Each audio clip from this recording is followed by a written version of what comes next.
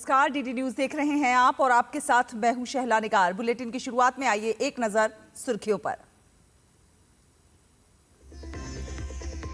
केंद्रीय गृह मंत्री अमित शाह का पश्चिम बंगाल दौरा, कोलकाता में करेंगे केंद्रीय फोरेंसिक विज्ञान प्रयोगशाला का उद्घाटन। विशेष संगठनात्मक बैठक समेत कई अन्य कार्यक्रमों में होंगे शामिल।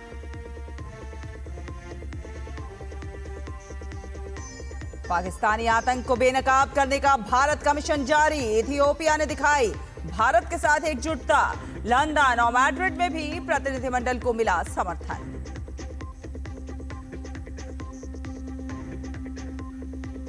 बांग्लादेश की अपदस्थ प्रधानमंत्री शेख हसीना की बढ़ सकती हैं मुश्किलें। आज से इंटरनेशनल क्राइम ट्रिब्यूनल में होगी सुनवाई। शेख हसीना पर है मानवता के विरुद्ध अपराध के गंभीर आरोप। पूर्वोत्तर राज्यों में लगातार हो रही बारिश से जनजीवन अस्त व्यस्त। असम में अब तक 3 लोगों की मौत, सिक्किम में भूस्खलन। अगले 7 दिन तक पूर्वोत्तर में भारी बारिश का अलर्ट।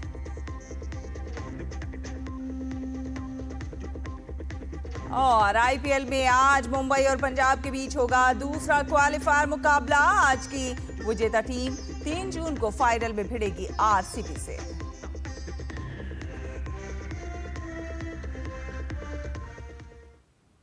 तो आपको बता दें कि केंद्रीय गृह और सहकारिता मंत्री अमित शाह पश्चिम बंगाल के दौरे पर हैं और अमित शाह आज पश्चिम बंगाल में कई कार्यक्रमों में भाग लेंगे। वे कोलकाता में केंद्रीय फोरेंसिक विज्ञान प्रयोगशाला सीएफएसएल के नए भवन का उद्घाटन करेंगे और इसके साथ ही विजय संकल्प कार्यकर्ता सम्मेलन को संबोधित करेंगे। अमित शाह अपने दौरे के दौरान विशेष संगठनात्मक बैठक में भाग लेंगे। इससे पहले कोलकाता पहुंचने पर गृह मंत्री अमित शाह का स्वागत किया गया।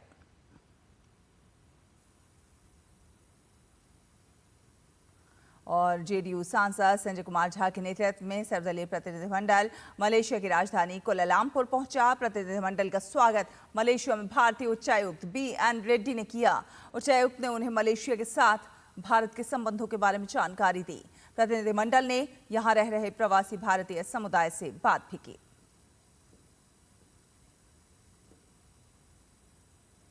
ऑपरेशन सिंदूर आउटरीच के तहत भारत के सर्वदलीय प्रतिनिधिमंडल दुनिया भर में पाकिस्तान के आतंकी चेहरे को बेनकाब कर रहे हैं और इसी क्रम में भाजपा सांसद बैजयंत पांडा के नेतृत्व में सर्वदलीय प्रतिनिधिमंडल इस समय अल्जीरिया में है।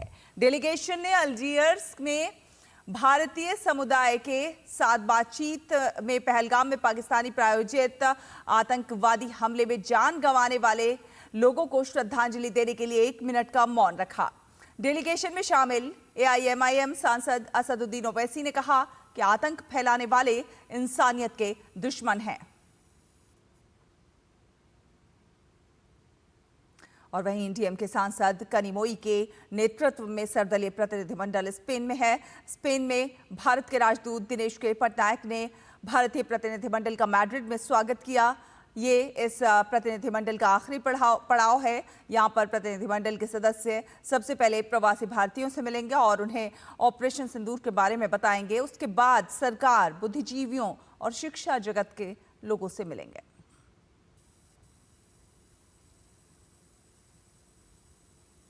भाजपा सांसद रविशंकर प्रसाद के नेतृत्व में सर्वदलीय प्रतिनिधिमंडल फ्रांस, इटली और डेनमार्क की अपनी यात्रा पूरी करने के बाद लंदन, यूनाइटेड किंगडम पहुंचा। लंदन पहुंचने पर प्रतिनिधिमंडल के प्रमुख ने कहा कि हम यहां आतंकवाद पर अपना रुख प्रभावी ढंग से रखेंगे। हमें विश्वास है कि हमें यहां भी वैसा ही समर्थन मिलेगा जैसा हमें उन 3 देशों में मिला है।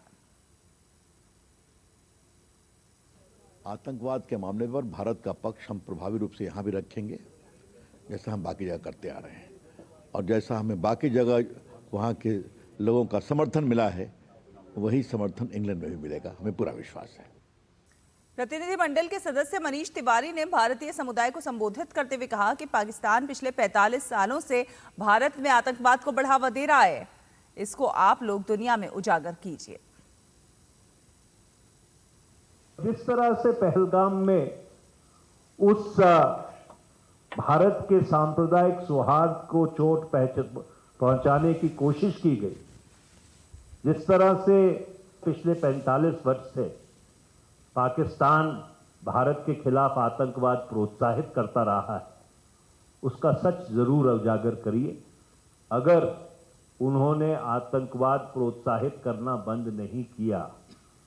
तो अभी तक तो जो जवाब था वो बहुत सटीक था, पर अगली बारी जो जवाब होगा वो बहुत ही उग्र होगा। प्रतिनिधिमंडल के सदस्य आनंद शर्मा ने कहा कि भारत ने बार बार आतंकी हमले का दंश झेला है। उन्होंने कहा कि हमने इस बार संयम बनाए रखते हुए ताकत भी दिखाई है। एक लंबे समय से हमारा देश आतंकवाद के निशाने पर रहा है, कई दशकों से। आई बार भारत ने संयम भी रखा पर मजबूती भी दिखाई। हमारी फौजों ने इस बार भी बड़ी मजबूती से, निशाना उनका सिर्फ आतंकवादी संगठन थे। We had made it absolutely clear that we had not targeted any civilian population, cities or military installations. But India's attack was proportionate, calibrated, firm and executed or delivered with precision.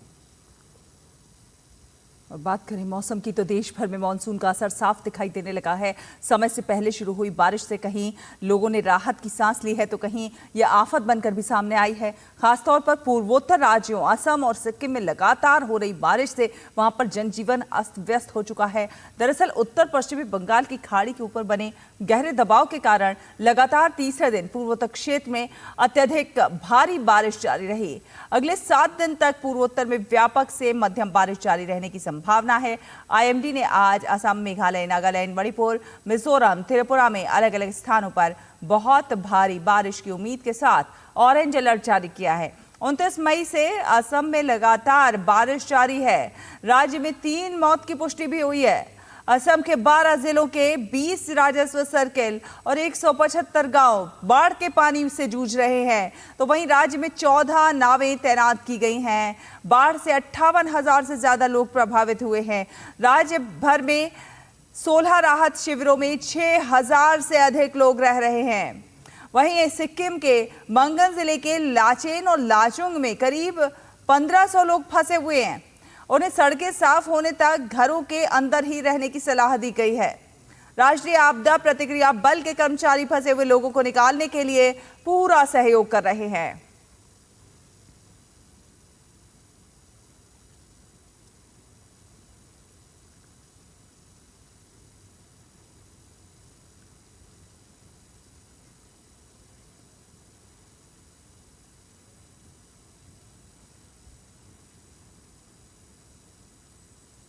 वहीं भारत के अन्य इलाकों की बात की जाए तो मौसम विभाग ने राजधानी दिल्ली में आज और कल तेज आंधी के बारिश की संभावना जताई है और ये मौसम 3 और 4 जून तक भी बना रह सकता है। इस दौरान तापमान भी कम होने की संभावना की है और मुंबई में इस बार बारिश ने सारे रिकॉर्ड तोड़ दिए हैं। मुंबई समेत पूरे महाराष्ट्र के लिए बारिश का येलो अलर्ट जारी किया गया है।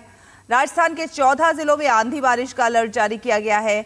2 से 4 जून तक राज्य के अधिकांश हिस्सों में बादल छाए रहने, आंधी चलने और बारिश होने की संभावना है और इसके साथ साथ मध्य प्रदेश और उत्तर प्रदेश के कई जिलों के लिए भी आंधी और बारिश का अलर्ट जारी किया गया है। वहीं देश उत्तरी राज्य हिमाचल प्रदेश और जम्मू कश्मीर में भी बारिश का अलर्ट है।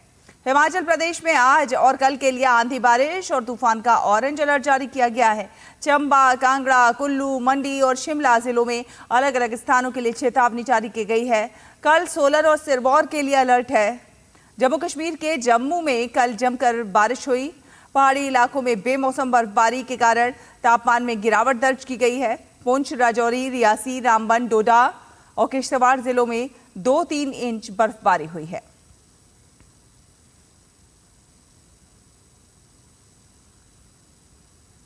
हालांकि इस सभी राज्यों में फिलहाल प्री मानसून का ही असर बना हुआ है। मौसम विभाग के अनुसार दक्षिण राज्य केरल, कर्नाटक, आंध्र प्रदेश, तेलंगाना और तमिलनाडु के साथ गोवा, महाराष्ट्र तक मानसून पहुंच चुका है और साथ साथ पूर्वोत्तर राज्य मिजोरम, मणिपुर, नागालैंड, अरुणाचल प्रदेश, त्रिपुरा, असम और मेघालय तक भी मानसून अब पहुंच चुका है। साथ साथ ओडिशा और छत्तीसगढ़ में भी मानसून ने दस्तक दे दी है। तो झमाझम बारिश का दौर जारी है। केरल, कर्नाटक और आंध्र प्रदेश में मानसून पहुंच चुका है, तो वहीं तेलंगाना और तमिलनाडु में भी अब मानसून ने दस्तक दे दी है। गोवा और महाराष्ट्र तक मानसून ने अपनी दस्तक दी है, तो पूर्वोत्तर राज्य मिजोरम, मणिपुर, नागालैंड में मानसून अब दस्तक दे चुका है। ओडिशा और छत्तीसगढ़ में भी मानसून पहुंच गया है। और आगे बढ़ेंगे, कुछ और खबरों का रुख करते हैं। आपको बता दें कि राष्ट्रीय जांच एजेंसी एनआईए ने शनिवार को पाकिस्तान से जुड़े जासूसी के एक मामले में देश के 8 राज्यों में 15 स्थानों पर एक सघन तलाशी अभियान चलाया। दिल्ली, हरियाणा, पश्चिम बंगाल, उत्तर प्रदेश, महाराष्ट्र, राजस्थान और असम सहित 8 राज्यों में पाकिस्तानी खुफिया एजेंटों से जुड़े संदिग्धों के ठिकानों पर छापेमारी की गई। इस दौरान अलग अलग स्थानों से इलेक्ट्रॉनिक डिवाइस और वित्तीय दस्तावेज जब्त किए गए। एनआईए भारत विरोधी साजिश से जुड़े सुराग जुटाने में जुटी हुई है। आरोप यह है कि संदिग्धों ने पाकिस्तानी एजेंटों को गोपनीय जानकारियां लीक की थी। जानकारियां लीक करने के बदले सभी आरोपियों को भारत में अलग अलग माध्यमों से पैसे मिले थे, जिसकी जांच जारी है। एनआईए ने 20 मई को इस मामले में केस दर्ज किया था। मामला शासकीय गोपनीयता अधिनियम, गैरकानूनी गतिविधियां रोकथाम अधिनियम और भारतीय न्याय संहिता की धाराओं में दर्ज किया गया है। भारत समेत दुनिया के कई देशों में कोरोना संक्रमण के मामलों में उछाल देखने को मिल रहा है। वर्तमान में कोविड संक्रमण के मामले JN.1 वेरिएंट के कारण बढ़ रहे हैं और ये ओमिक्रॉन लीनेज का एक सब वेरिएंट है। एम्स के पूर्व निदेशक डॉक्टर रणदीप गुलेरिया ने कहा है कि कोविड से घबराने की जरूरत नहीं है।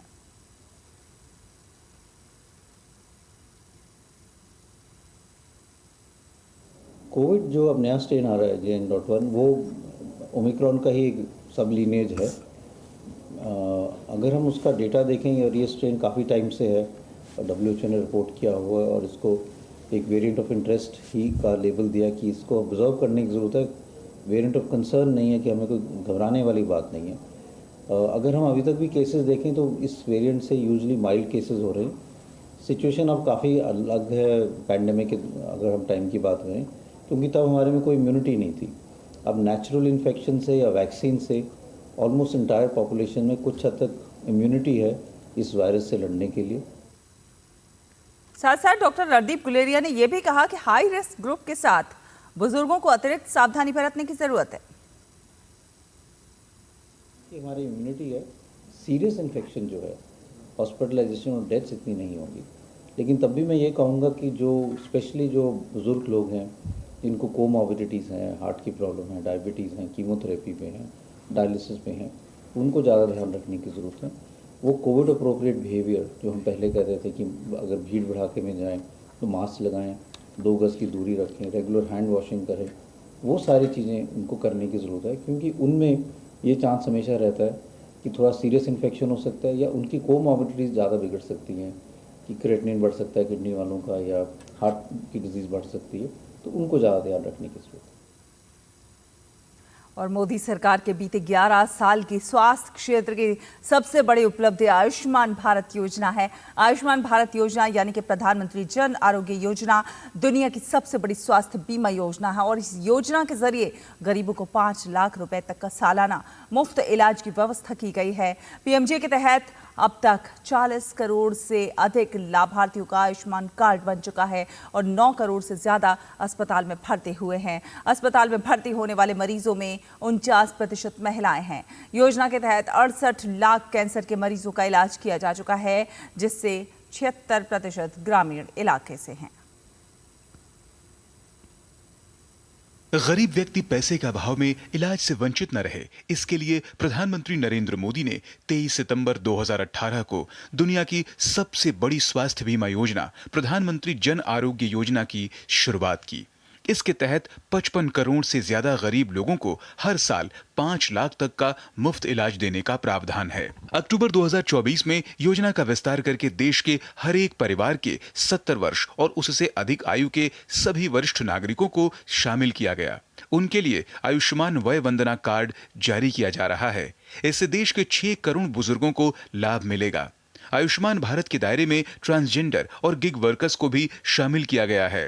पीएमजय के तहत अब तक 40 करोड़ से अधिक लाभार्थियों का आयुष्मान कार्ड बन चुका है और 9 करोड़ से ज्यादा अस्पताल में भर्ती की स्वीकृति दी गई है। अस्पताल में भर्ती होने वाले मरीजों में 49% महिलाएं हैं। बीमारी के इलाज में लोगों के पॉकेट से लगने वाला खर्च जहां पहले 62% था, वह अब 38% रह गया है। योजना के तहत 68 लाख कैंसर के मरीजों का इलाज किया जा चुका है, जिसमें से 76% ग्रामीण इलाके से हैं। योजना में 1949 हेल्थ पैकेज हैं, जिनमें 27 मेडिकल स्पेशलिटी पैकेज भी शामिल हैं, जिसमें जनरल मेडिसिन, सर्जरी, कैंसर, दिल की बीमारी शामिल है। इस योजना में अस्पताल से छुट्टी मिलने के बाद 15 दिनों तक जांच, खाना और आने जाने की सुविधा दी जाती है।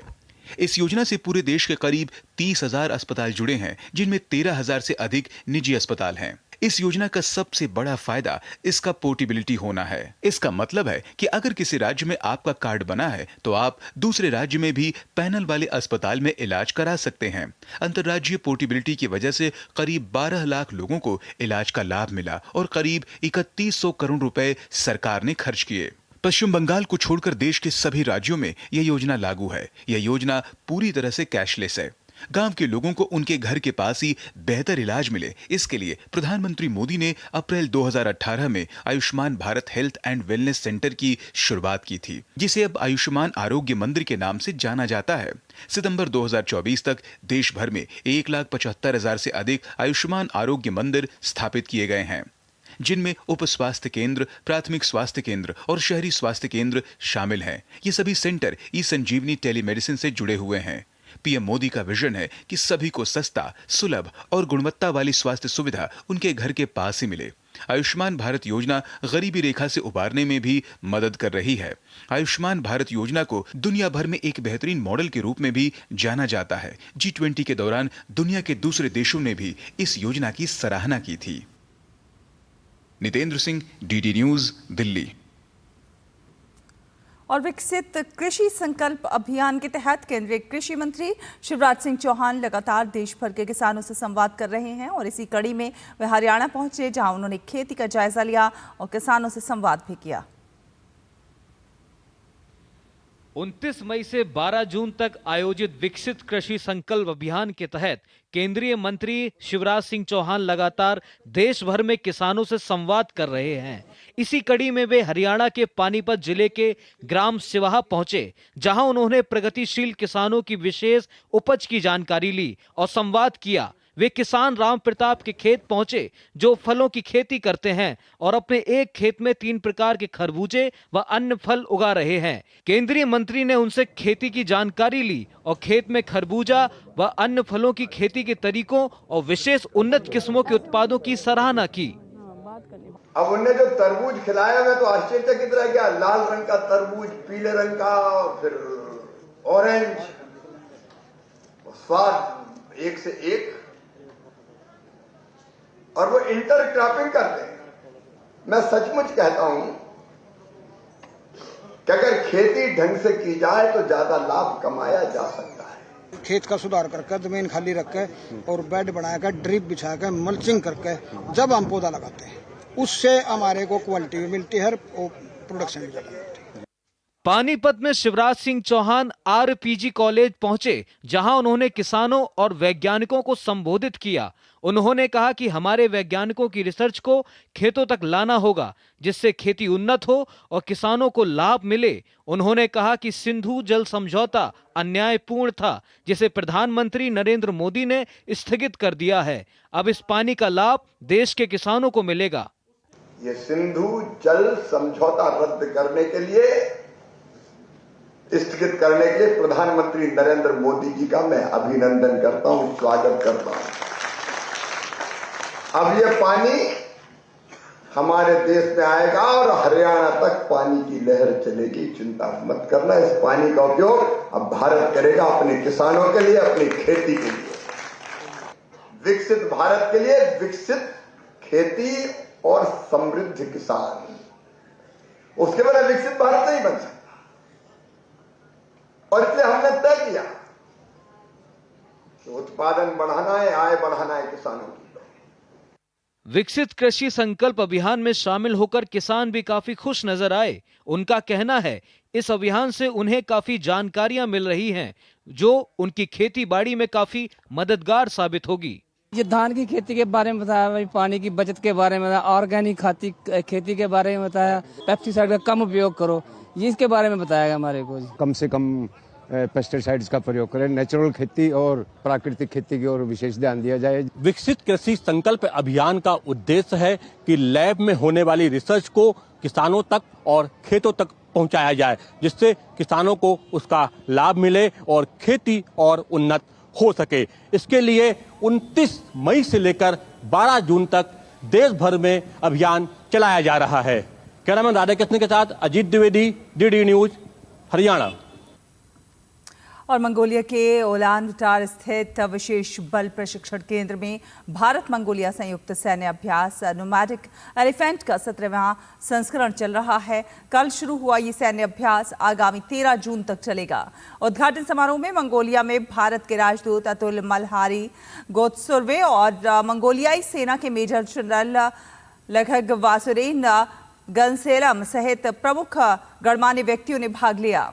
यह अभ्यास दोनों देशों के सशस्त्र बलों के बीच अधिक सहयोग और आपसी समझ को बढ़ावा देगा। इस संयुक्त अभ्यास से न केवल दोनों सेनाओं की परिचालन तत्परता बढ़ेगी, बल्कि द्विपक्षीय रक्षा संबंधों को भी और मजबूती मिलेगी। संयुक्त अभ्यास में अर्ध पहाड़ी इलाकों में आतंकवाद विरोधी अभियान शामिल होंगे। इसके साथ ही सैनिक संयुक्त राष्ट्र के शांति अभियानों के दौरान आयोजित गतिविधियों का भी पूर्वाभ्यास करेंगे। वास्तविक दुनिया की स्थितियों का अनुकरण करेंगे, जहां बहुराष्ट्रीय बलों को जटिल वातावरण में प्रभावी ढंग से सहयोग करना चाहिए। और बांग्लादेश की अपदस्थ प्रधानमंत्री शेख हसीना की मुश्किलें और ज्यादा बढ़ सकती हैं। बांग्लादेश का इंटरनेशनल क्राइम ट्रिब्यूनल आज शेख हसीना के खिलाफ आरोपों की आधिकारिक सुनवाई शुरू करेगा। अभियोजन पक्ष आज न्यायाधिकरण में औपचारिक आरोप पेश करेगा। शेख हसीना के खिलाफ बांग्लादेश में बीते साल हुए विद्रोह के दौरान मानवता के विरुद्ध अपराध के आरोप है। बीती 12 मई को न्यायाधिकरण की जांच एजेंसी ने अपदस्थ प्रधानमंत्री शेख हसीना, पूर्व गृह मंत्री असदुज्जमा खान कमाल और पूर्व पुलिस महानिरीक्षक चौधरी अब्दुल्ला अल मामून के खिलाफ अपनी जांच रिपोर्ट प्रस्तुत की थी। शेख हसीना पहले से ही आईसीटी में दर्ज 2 अन्य मामलों का सामना कर रहे हैं। बात करें खेल की, फिटनेस की, तो नई दिल्ली में fit India Sunday on cycle कार्यक्रम का आयोजन किया गया। केंद्रीय मंत्री मनसुख मांडविया ने कार्यक्रम के 25वें संस्करण में भाग लिया, जिसमें बड़ी संख्या में लोगों ने अपनी उपस्थिति दर्ज कराई। इस कार्यक्रम का उद्देश्य लोगों को फिट रहने और पर्यावरण को स्वच्छ बनाने के प्रति जागरूक करना है।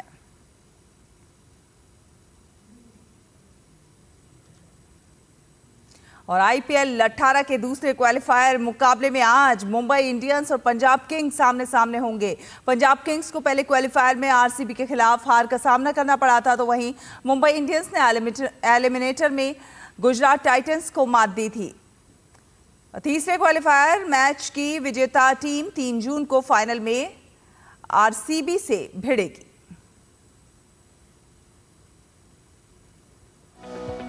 इंडियन प्रीमियर लीग के क्वालिफायर 2 में मुंबई इंडियंस का सामना पंजाब किंग्स से होगा। क्वालिफायर 2 का ये नॉकआउट मुकाबला 1 जून को अहमदाबाद के नरेंद्र मोदी स्टेडियम में खेला जाएगा। पंजाब किंग्स की टीम आरसीबी से हारकर क्वालिफायर 2 में पहुंची है, जबकि मुंबई इंडियंस एलिमिनेटर मुकाबले में गुजरात टाइटंस को हराकर पहुंची है। मुंबई इंडियंस और पंजाब किंग्स में क्वालिफायर 2 जीतने वाली टीम खिताबी मुकाबले में आरसीबी से भिड़ेगी। इस लिहाज से क्वालिफायर 2 का ये मुकाबला दोनों टीमों के लिए बेहद अहम रहने वाला है। इतिहास के पन्नों पर अगर गौर करें तो पंजाब किंग्स साल 2014 में क्वालिफायर 1 में कोलकाता नाइट राइडर्स से हार का सामना करना पड़ा था, लेकिन चेन्नई सुपर किंग्स के खिलाफ क्वालिफायर 2 में जीतकर फाइनल में टीम ने जगह बनाई थी। हालांकि पंजाब केकेआर के खिलाफ तब फाइनल हार गई थी। साल 2014 में पंजाब के पास ये एकमात्र मौका था जब टीम आईपीएल को अपना बना सकती थी, लेकिन टीम फाइनल मुकाबला हार गई थी। दूसरी ओर मुंबई रिकॉर्ड अब तक 6 बार आईपीएल फाइनल में पहुंची है और 5 बार फाइनल जीतकर खिताब अपने नाम किया है। मुंबई इंडियंस की टीम को साल 2011 में क्वालिफायर 2 में रॉयल चैलेंजर्स बैंगलोर से हार का सामना करना पड़ा था। इसके अलावा दूसरी बार 2023 में मुंबई क्वालिफायर 2 में हार गई थी। तब उस मैच में गुजरात टाइटंस ने जीत हासिल की थी। साल 2013 में मुंबई क्वालिफायर 1 में चेन्नई सुपर किंग्स से हार गई और क्वालिफायर 2 में राजस्थान रॉयल्स को हराकर टीम ने आईपीएल के खिताब को अपना बनाया था। वहीं 2017 में Mumbai rising Pune super giant से हारी, लेकिन केकेआर के खिलाफ क्वालिफायर 2 में जीती। फाइनल में पुणे को हराकर मुंबई ने अपना दूसरा खिताब हासिल किया था। अब अगर पंजाब किंग्स क्वालिफायर 2 और फाइनल दोनों जीत जाती है तो मुंबई इंडियंस के बाद क्वालिफायर 1 हारने के बाद खिताब जीतने वाली दूसरी आईपीएल टीम बन जाएगी। मुंबई और पंजाब किंग्स के बीच आईपीएल में अब तक कुल 32 मैच हुए हैं, जिसमें पंजाब को 15 मैचों में जीत मिली है, तो वहीं मुंबई की टीम 17 मैच जीतने में सफल रही है। क्वालिफायर 2 के लिए रिजर्व डे रखा गया है। ऐसे में यदि 1 जून को बारिश के कारण मैच नहीं होता है तो मैच को 2 जून को पूरा किया जाएगा। अगर रिजर्व डे भी बारिश से धुलता है तो उस स्थिति में मैच को रद्द कर दिया जाएगा। ऐसे में उस टीम को फाइनल का टिकट मिलेगा जो आईपीएल 2025 की पॉइंट्स टेबल में आगे होगी। ऐसे में पंजाब किंग्स को इसका फायदा मिलेगा। Sports desk, DD news. इसी के साथ इस बुलेटिन में फिलहाल इतना ही। डीडी न्यूज पर खबरों का सफर लगातार जारी है। आप देखते रहिए डीडी न्यूज। नमस्कार।